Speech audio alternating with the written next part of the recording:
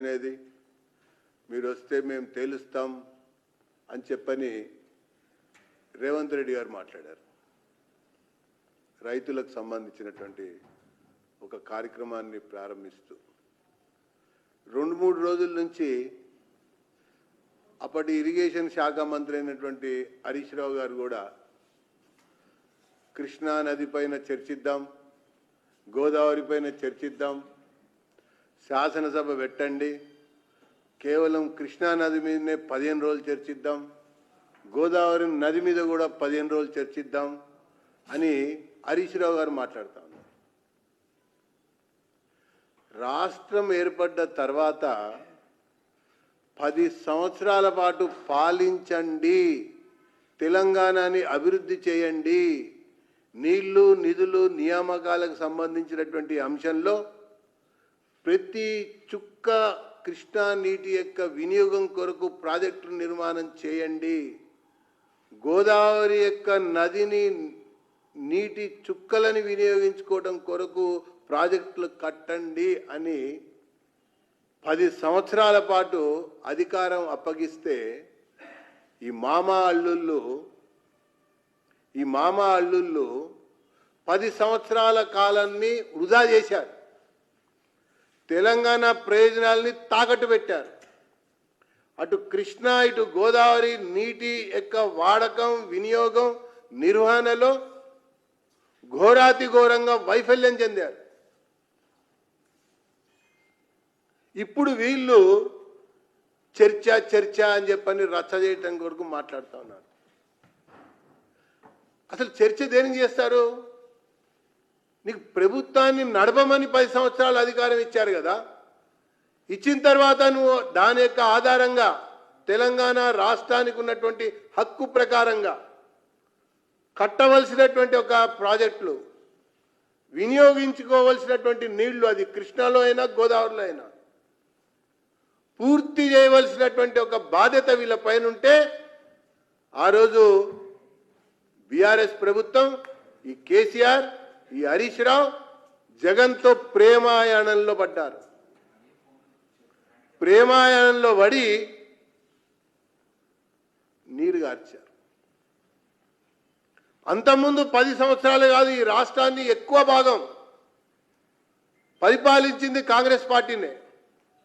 అక్కడ ఇక్కడ కూడా, అంటే కేంద్రంలో ఆనాటి ఆంధ్రప్రదేశ్లో కూడా అసలు కృష్ణా నది గోదావరి నది వాడకం సంబంధించినటువంటివి ప్రాజెక్టులు కట్టవలసినటువంటి విషయంలో 2 సంవత్సరాలు అన్నారు, 3 సంవత్సరాలు అన్నారు, 5 సంవత్సరాల ప్రాజెక్టులు దీర్ఘకాలిక ప్రాజెక్టులు అని చెప్పని రాజశేఖర రెడ్డి గారు శంకుస్థాపన చేశారు జలయజ్ఞం సమయంలో. ఒకవైపున ఇందిరమ్మ రాజ్యమే అంటూ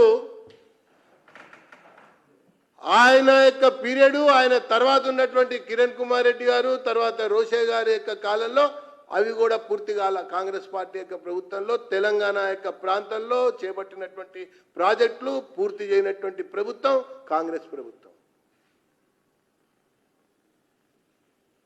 ఇప్పుడు వీళ్ళు ఈ కాంగ్రెస్ నాయకులు డోలాయానంలో పడ్డారు. వాళ్ళు ప్రేమాయణం, వీళ్ళు డోలాయనం. నష్టం జరుగుతుంది తెలంగాణకి నీటి ప్రాజెక్టుల యొక్క నిర్మాణంలో.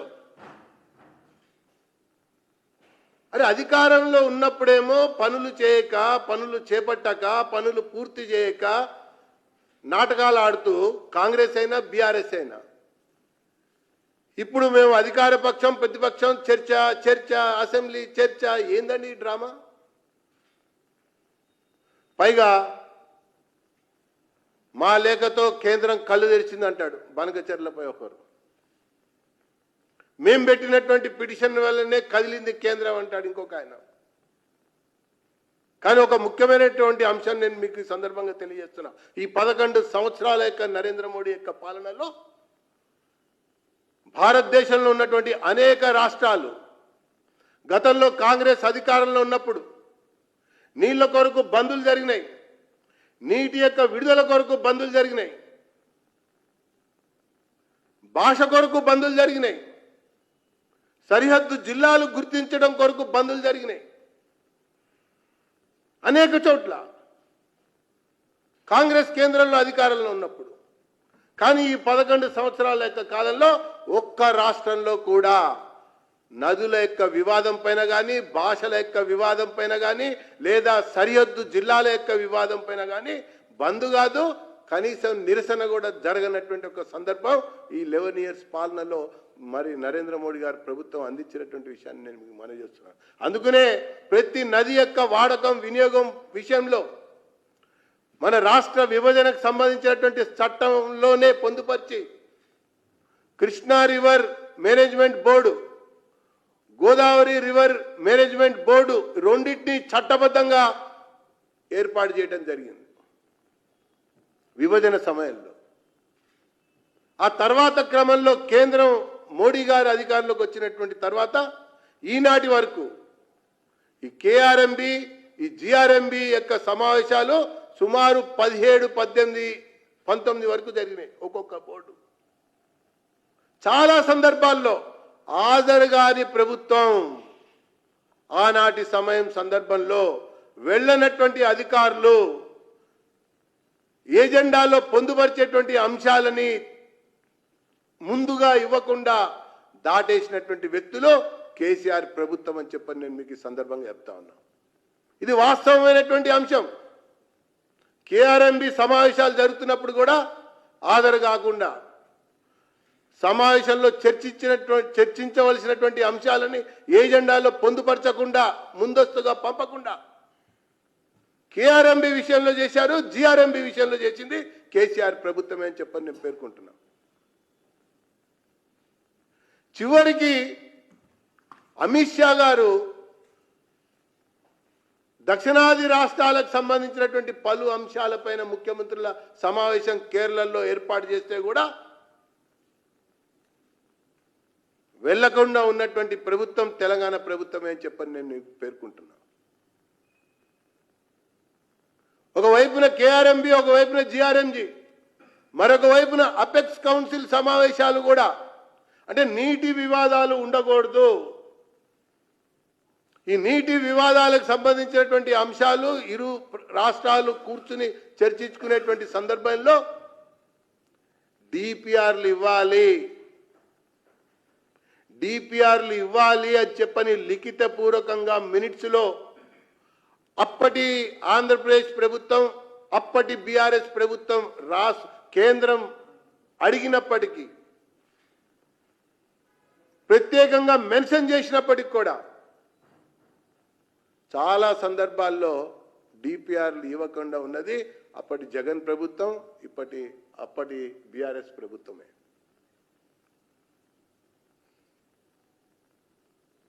జలవనరుల శాఖ ఈరోజు భారతదేశంలో సమర్థవంతంగా వ్యవహరిస్తోంది. ఏ నది పైన కూడా హక్కుల యొక్క ఆధారంగానే నిర్మాణాలు సాగాలని, కేటాయింపుల యొక్క ఆధారంగానే కట్టడాలు ఉండాలని తరచూ రాష్ట్రాలతో సంప్రదింపులు జరుపుతున్నటువంటి మంత్రిత్వ శాఖ జలవనరుల శాఖనే కానీ వీళ్ళ లేఖల వల్ల, వాళ్ళ యొక్క సూచనల వల్ల కదిలింది కేంద్రం అంటే మాత్రం కట్టు కథలు మాట్లాడినట్టే బీఆర్ఎస్ను కాంగ్రెస్ అని చెప్పని నేను పేర్కొంటున్నాను. ఇక పోతే ఇంకొక ముఖ్యమైనటువంటి అంశం, ఒకవైపున విచారణలు జరుగుతూ ఉన్నాయి, పురపాలక శాఖ పరిధిలో జరుగుతూ ఉంది, హోంమంత్రిత్వ శాఖ పరిధిలో జరుగుతూ ఉంది, ఇరిగేషన్ శాఖలో జరుగుతూ ఉంది, ఆర్థిక శాఖతో పాటు క్యాబినెట్ యొక్క నిర్ణయాలపైన కూడా విచారణలో అంశాలుగా తెలుసుకోవటానికి సంఘాలు ప్రయత్నం చేస్తున్నాయి, వేసినటువంటి కమిషన్లు. ఈ కీలకమైనటువంటి విచారణ జరుగుతున్నటువంటి సమయంలో మేము పత్రాలు బయట పెట్టాలనా, పత్రాలు మా దగ్గర కూడా ఉన్నాయి, మేము పత్రాలు తీసుకొని శాసనసభకి రావాలనా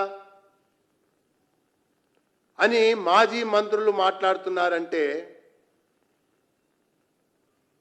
అసలు ఇప్పుడు రాష్ట్రంలో కాంగ్రెస్ ప్రభుత్వం నడుస్తున్నట్ట లేదా బీఆర్ఎస్ సంబంధించినటువంటి ఒక మాజీ మంత్రుల యొక్క ప్రభావంతోనే హవాతోనే పరిపాలన కొనసాగిస్తున్నారా అన్నటువంటి విషయం పెద్ద డౌట్గా కనబడతా ఉంది. అది ఫార్ములా ఈ రేస్ అయినా అంతే, కాళేశ్వరం అయినా అంతే, ఫోన్ ట్యాపింగ్ అయినా అంతే, లేకపోతే ఓటు నోటు కేసు అయినా అంతే. ఇవన్నీ మనం చూస్తున్నాం. ఒకవైపునేమో 16,000 దరఖాస్తులు ఆర్టీఐ యాక్ట్ కింద సమాచారం కోసం దరఖాస్తు చేసుకుంటే పెండింగ్లో పెట్టి సమాచారం ఇవ్వటల్లా ప్రభుత్వం. కానీ ఈ పత్రాలు ఎలా లభ్యమవుతున్నాయి బయట అనేది పెద్ద చర్చనీయాంశం అని చెప్పని నేను పేర్కొంటూ, అసలు పేరుకే కాంగ్రెస్ ప్రభుత్వం నడుస్తున్నట్టుగా ఉంది. నడిపిస్తుందంతా బీఆర్ఎస్ సంబంధించినటువంటి మాజీ మంత్రులు. అప్పుడు విచారణ, అప్పటి అధికారులు ఎవరైతే విచారణ ఎదుర్కొంటున్నారో వాళ్ళే ఈ కథ నడుపుతున్నట్టుగా కనబడుతున్నటువంటి దృశ్యం అని చెప్పని నేను పేర్కొంటా ఉన్నా.